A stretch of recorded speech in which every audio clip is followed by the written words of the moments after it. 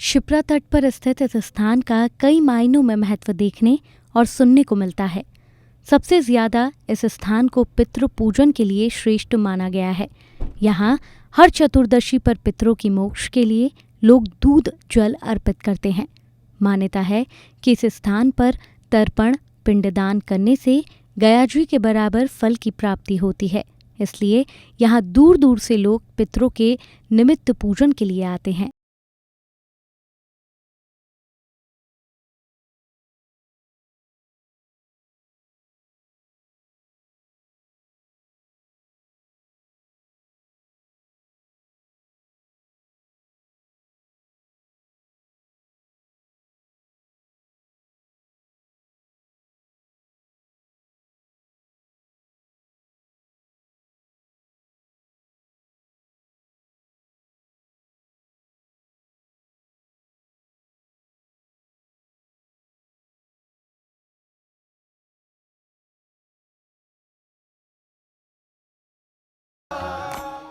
इस स्थान का वर्णन स्कंद पुराण से मिलता है। यहाँ स्थापित वट वृक्ष की स्थापना माता पार्वती द्वारा की गई थी।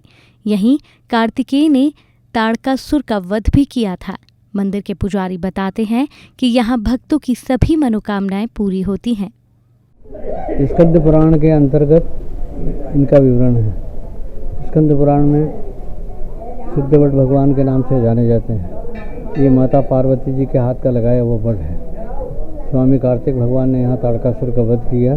माता पार्वती ने पहले इस वट का रोपण किया गया, उसके बाद में ताड़कासुर का वध हुआ। तभी से इस वट का ये महत्व है कि यहाँ कोई भी आकर के अपना मनोकामना करते हैं, मनोकामना पूर्ण होती है। धन कामना, पितृ कामना, पुत्र कामना, ये सब मनोकामनाएँ यहाँ पूर्ण होती है। पितृ शांति के निमित्त यहाँ कर्म कांड करने से पितरों की गति होती है। पुत्र कामना के लिए यहाँ स्वस्ति बनाते हैं, यहाँ से फल देते हैं, फल खाने से पुत्र की प्राप्ति होती है। वो बाण उतारते हैं, आके बाल जवान उतारते हैं। और अन्य कोई अपना कोई कार्य नहीं हो रहा हो तो यहाँ जो है पुत्र कामना के लिए धागा बांधते हैं। इतिहास में इस बात का भी उल्लेख मिलता है कि यहीं पर सम्राट विक्रमादित्य द्वारा तपस्या की गई थी, जिसका प्रतिफल उन्हें बेताल की सिद्धि के रूप में मिला था। देश भर में इलाहाबाद का अक्षय वट, वृंदावन का बंसीवट, गया का बोध्यवट और अवंतिका का सिद्धवट श्रेष्ठ माने गए हैं। राजा विक्रमादित्य ने यहाँ बैठ कर के तपस्या किया, उनको बेताल की सिद्धि हुई है। इलाहाबाद में अक्षय वट, वृंदावन में बंसीवट, गया में बोध्यवट और अवंतिका में ये सिद्धवट। यहाँ के वट वृक्ष को चमत्कारिक भी माना गया है।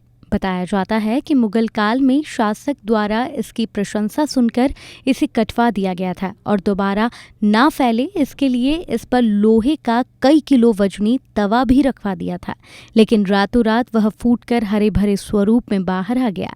इस बात को करीब 500 साल बीत चुके हैं, लेकिन ये किंवदंती भी अब तक लोगों के मन से नहीं मिट पाई है।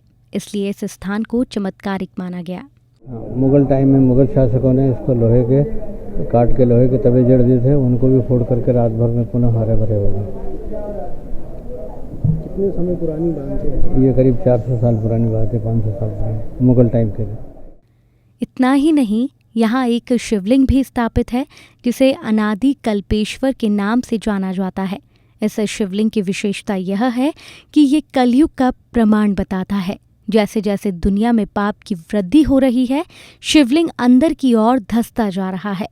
बताया जाता है कि हर 12 वर्ष में शिवलिंग एक तिल नीचे धंस जाता है।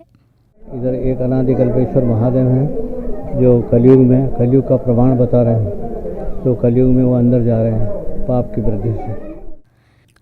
कहते हैं विश्वास का कोई तर्क नहीं होता, लेकिन इससे फर्क पड़ता है। ये लोगों की आस्था ही है कि वे भगवान को किस रूप में पूजते हैं।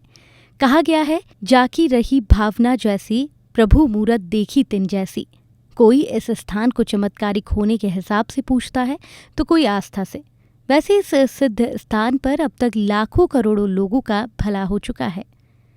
कैमरा पर्सन अमृत बैंडवाल के साथ योगेश तिवारी, सिटी न्यूज़, उज्जैन।